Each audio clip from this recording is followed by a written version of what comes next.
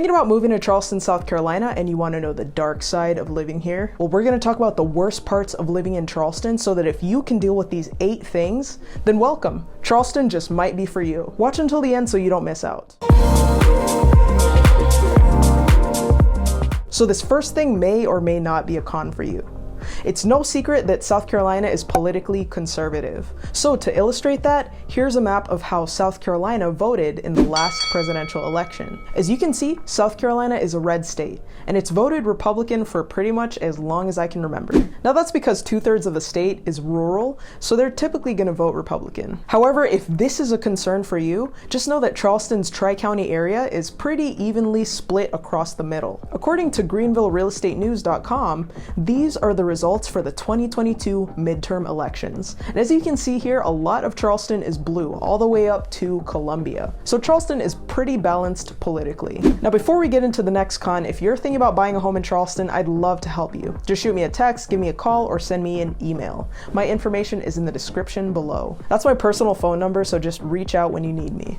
Now the next con is hurricanes. Every so often we get news that a hurricane is headed our way, but typically we don't get hit head on. The last major hurricane that hit Charleston was actually Hugo in 1989, and since then we haven't had too much going on. We've had some strong winds and rain, but for the most part, hurricanes miss Charleston. They usually hit Florida. Sorry, Florida. And if we do happen to be in the path of the hurricane, we get several days of advanced notice. So you're gonna know whether you should either prepare or evacuate temporarily. Another con about living in Charleston is its flat landscape. There are no mountains, no hills, and no real hiking spots. We do have parks where you can walk, bike, or take your dog, and we have lakes for kayaking and beaches for surfing. If you do find yourself missing the mountains, just know that Greenville and the Blue Ridge Mountains are just a 3-hour drive away in the upstate of South Carolina. And Asheville, North Carolina is also a 4.5-hour drive away. Now, in addition to being flat, we are also right at sea level. That means it might flood sometimes depending on your flood zone. Now, I've lived here my entire life, and I've really only seen flooding downtown on certain streets. I've had no issues with flooding where I lived, and I've lived in West Ashley, North Charleston, and Mount Pleasant. So it really depends which zone your house is in. If you want to make sure you're not in a risky flood zone, then watch this video here.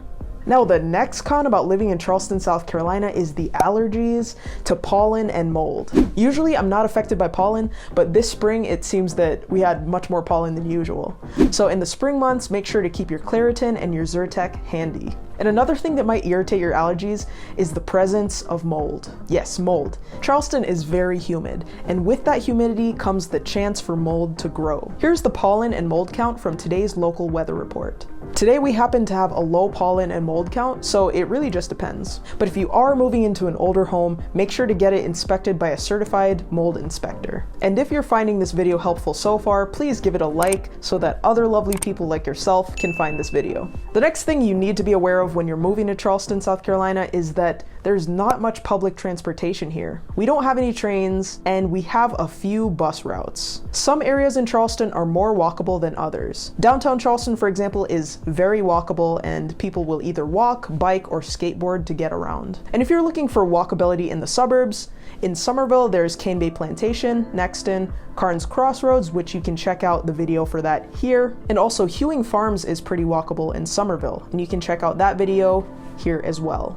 If you're looking for walkability in Mount Pleasant, then there's Park West, which has shopping centers and schools right at the front of the neighborhood. If you want to learn more about the Park West community, then watch this video here. Now this next one might be a con for you if you're coming from the north. People here like to be polite and put a bow on things. So if you're blunt and you like to speak with no filter, just know that that might not be well received. People here are used to that southern charm, so you'll hear yes ma'am, no ma'am, yes sir, things like that. And sometimes you might find yourself in a random conversation with a local at the grocery store who might tell you their whole life story about how they went to London with their husband that one time.